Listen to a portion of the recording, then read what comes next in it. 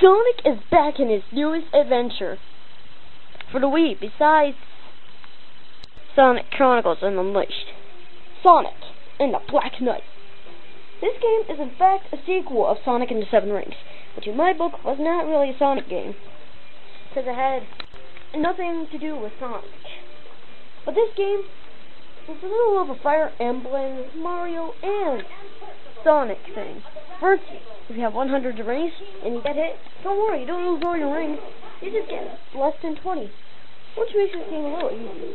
Okay, but fun. Fire Emblem has an enemies and time and doors and stuff. I mean, yeah, just like Sonic and Seven Rings, characters are familiar, and some of them have to fight. And Sonic and the Seven Rings are only 3 characters familiar. Eggman, which is a king. Tails, I forget what he was, and Knuckles. Now they have a whole lot of them. Tails is a blacksmith, and I don't know having an Eggman because I never played through enough. Amy was a queen.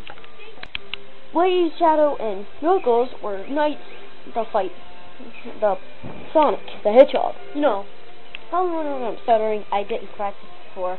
I'm sorry. So if you hear me stuttering, that's probably why. Oh, there are some cool cutscenes. The first cutscene of the game was awesome. I wish they kept all the cutscenes like this. Although they do have anime cutscenes from like the design of the anime TV show Sonic X.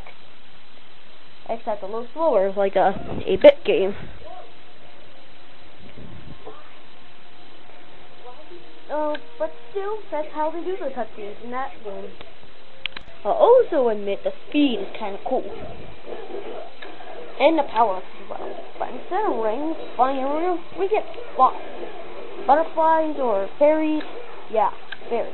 And then we get rings by barrels. And 1 per barrel. That really helpful. And if you beat enough enemies and enough red fairies, you do a surge hit. You hold down the B button on the ground and in air, then swim. You also have a homing attack, not with a remote hit. What you have to do is A while you're in air. There are some things I couldn't do, but still, even if you didn't succeed, it still gives you another mission to do. That's great, thought up. So player 2, well, there's no CPU stuff, and you need another nunchuck. One time, but be careful, you need a second player. If you put the second player in and you forget the nunchuck, it keeps on saying, nunchuck disconnected from player 2. If you disconnect to player 2, there's no way to escape the screen of player 2 remote disconnected. Although, after certain bosses, you can lock certain characters. Like if you encounter the blacksmith tails, you get the blacksmith tails. If you beat certain bosses, which are the 3 knights, you get the original Shadow, Knuckles, and Blaze. Which is cool. Yes? Although, some things do return from Sonic and Seven Rings. Like this other person who's a witch and a genie helps you on your journey. Well, for a while, then she disappears for no apparent reason whatsoever. Except, yeah. Also, there's a sword that talks to you. His name is Soul Calibur. And he helps you on your journey. He keeps going you need, and you can go up different levels of knightness. First you start as a knave, which he keeps calling you, so it's blatantly obvious. If you beat certain knights, you get leveled up. Also, another thing that returns is, well, the points, those little circle things. And the sound effects, too. Do like certain bosses, too. Which is this King Arthur guy. Says immortal. And it's your job to get all 3 of the boss knights, the first 3 sites.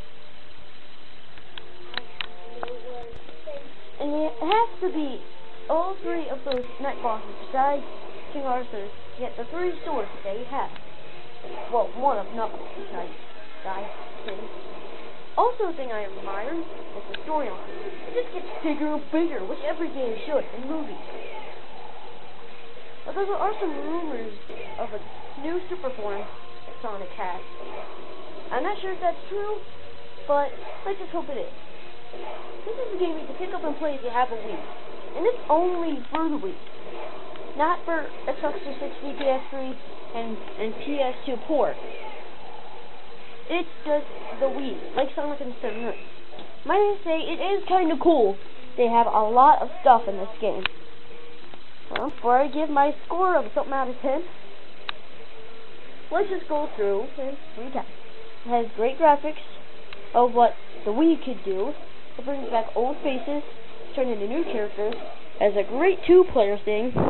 The adventure mode gets bigger and bigger for the storyline, yet it does get slowed down by certain things, like swords and cliff sliding downward with your sword.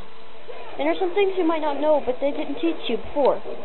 Although, when you get the sword before, you encounter the sword, so that's kind of awkward. So I'm giving this game, well, it's hard. I think I should give this game 8 out of 10. Rent it before you buy it, and if you like it, I definitely recommend this game. Definitely.